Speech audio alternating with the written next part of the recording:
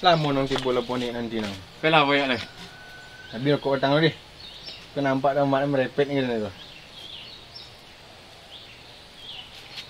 Kuai kau danggal kau. Ha. Nak gun, Ada gunung ni. nak guna badang. Banyak orang kena COVID ini. Ang sakit-sakit seorang. Jadi COVID di ndak ada nama tu konspirasi je dalam pasal nak. Konspirasi. Itu orang kan masa apa ngajak datang. Sandiwara COVID ni. Sandiwara konspirasi dia tu. Ya. Sebanyak dia orang kena COVID ini yang kecilnya sandiwara leh. Alah, pek leh. Dapat dah ni.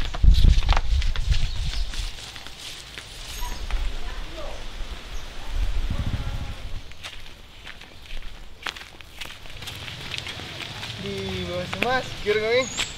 Buka lah ada gunung ni. Bari kok masker dan jual orang corona gini ndak tahu bah. Tak ada corona, itu konspirasi ni. Konspirasi nak. Ada konspirasi. Belum tahu kalau tu lingku eh. Oh lun leh. Apa lo itu deh? Ban.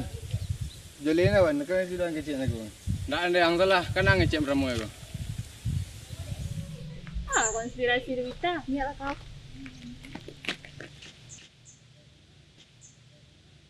Wih, ang ya kurang ajangnya dia nak datang lempar orang di batu mereka.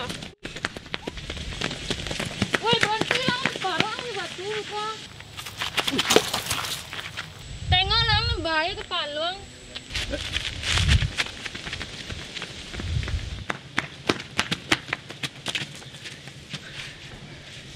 Apa lu sampai minta aku ke ST? Mana tahu dia nyobisiak eh. Kambing. Woi, ni ala kalian.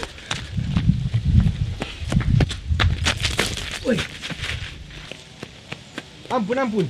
Wita aku dah beruntung. Dah itu tu arti operasi eh. Tu ada kecil lah yang sebenar. Itu ke lah dota ni Wita aku eh. Tu arti Ampun, Yona. konspirasi di kondak itu. Operasi arti nak pakai masker. Tanya ke Firman nak percaya tu. Dembaya lah mereka. Ampun Yona. Ampun tak leh.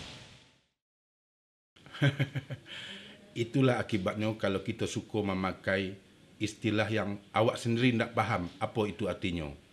Konspirasi itu adalah mufakat, persekongkolan untuk berbuat jahat. Apa you ada persekongkolan di balik COVID-19 itu? Entahlah, belum ada yang bisa membuktikan. Kini lupuan sajalah konspirasi itu. Tak perlu awak pikiran. Yang pastinya, akibat COVID ko lah banyak yang meninggal.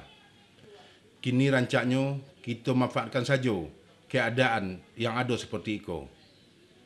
Iyo nanti orang, lalu nanti awak. Kini masyarakat menjadi takut. Rasa takut itu kita gunakan untuk membangun kebersamaan, rasa pariso, gotong royong. Sehingga apabila COVID ko tidak ada lagi, kehidupan masyarakat awak akan menjadi lebih baik sebelum wabah itu terjadi.